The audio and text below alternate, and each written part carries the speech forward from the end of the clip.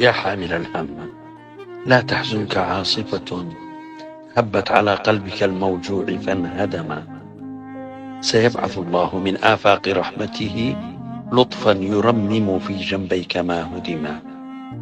طمئن فؤادك فالأقدار حانية، وفي الحياة سرور يعقب الألم، وفي السماء هدايا الغيب دانية، يوما ستأتيك بالبشرى لتبتسما.